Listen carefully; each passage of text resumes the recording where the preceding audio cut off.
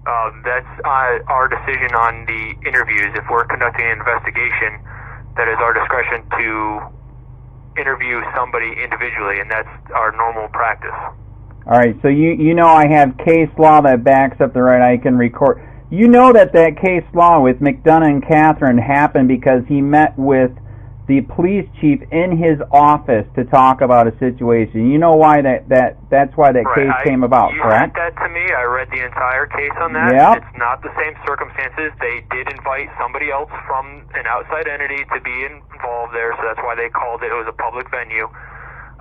But I'm specifically explaining to you now that this is not going to be a public venue setting. It's going to be in an interview that's for an active investigation, so it's something that we cannot have recorded, so that information cannot get out prematurely. You got to send me some statutes, etc., which backs up what you're saying, because that's not true. I'm going to get with Northport COPWATCH on this, because this is. And when you meet with a person like this, you record it yourself, correct? You're supposed to. You did not with Kissinger and his wife, which was wrong. But with regular people, you do, correct? Not necessarily. Most of the investigations that I've conducted, I do not do official recorded statements on. The most investigations, not true. You guys do. I've been record requested all of our investigations. That's right. Most of the miscellaneous investigations, if you look into those, they do not contain recorded statements, and that is a majority of our investigations. Okay, and that's... Now, if it's an internal affairs investigation, then recorded statements are obtained. And like I said, I talked to the guy that heads up COLLIER. He agrees this should have never been a miscellaneous in the first place. And the person from COLLIER does not run our agency, so if that's their opinion, that's their opinion. This was the direction that our agency went as of initially as a miscellaneous investigation.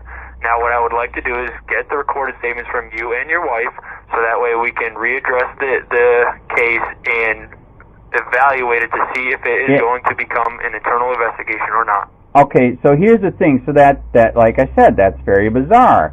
So you will record us, but you did not record Kissinger and his wife, who made the death threats.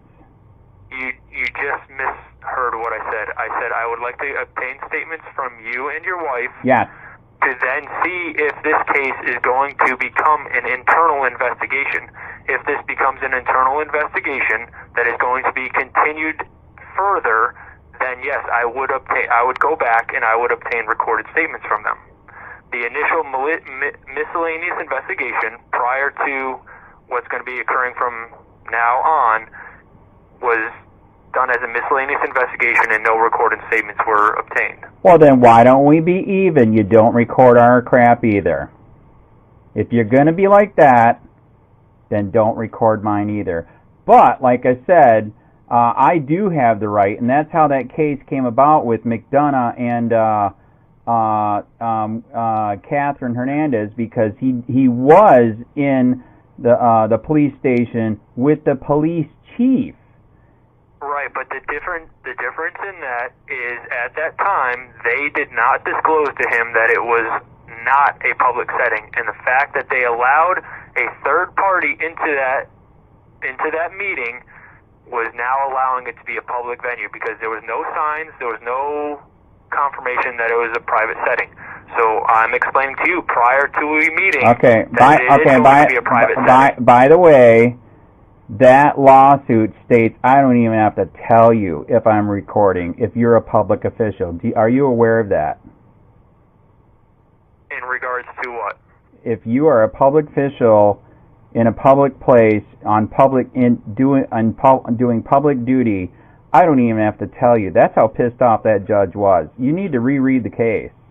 There are exemptions into the sheriff's office. You are not allowed to be in every part of the sheriff's office. You are not allowed to be in every part of the jail, even though it's a public facility. Yes, you would be allowed into the public areas, and if I was talking to you in the public areas, then yes, you would be able to record. Then tell you what.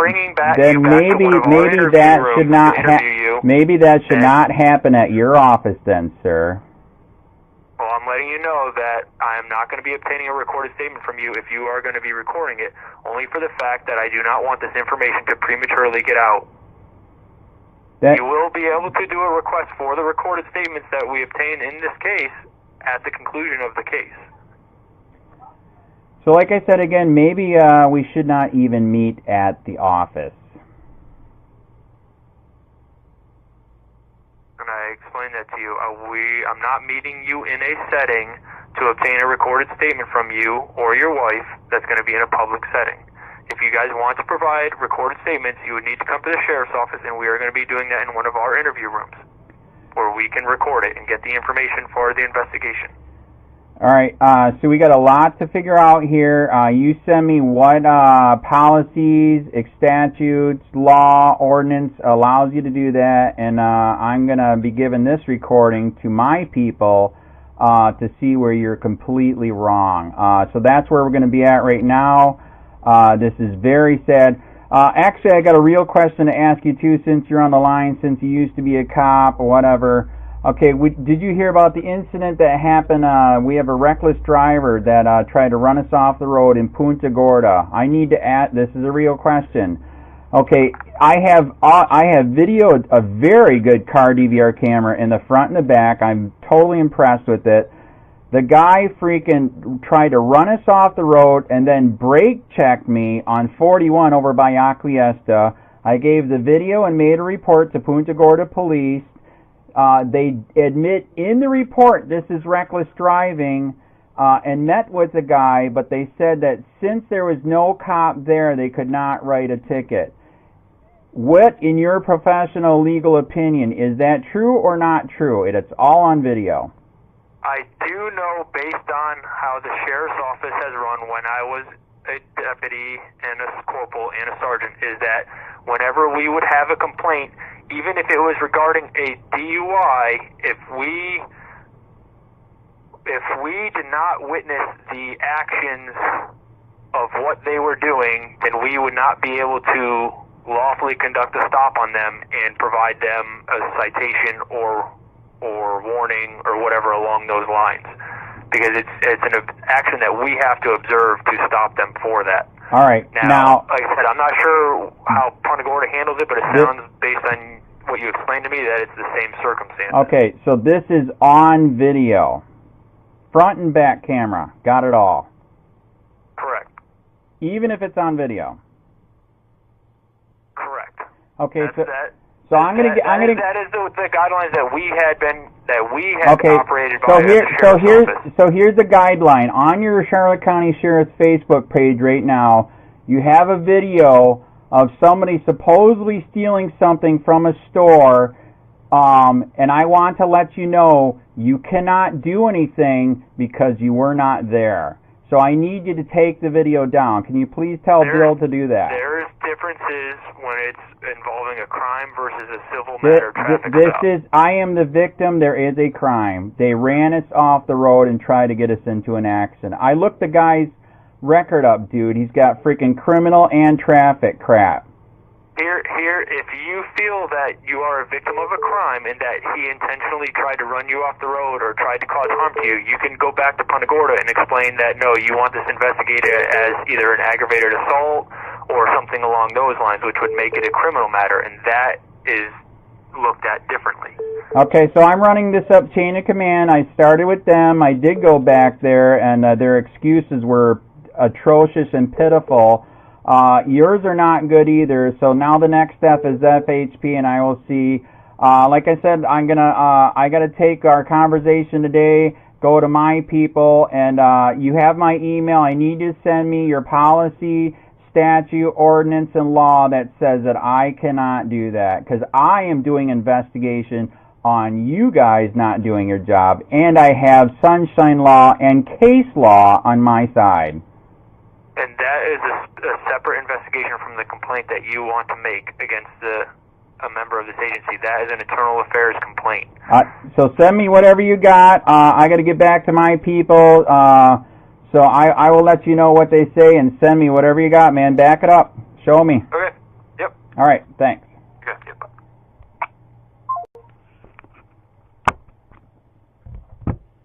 County, this is Sheriff County COPWATCH. I am using any video here with under fair use. If you have criticism, reporting, teaching, etc., and please donate. I do not make money from YouTube, and there are different ways to donate in the video links. Thanks.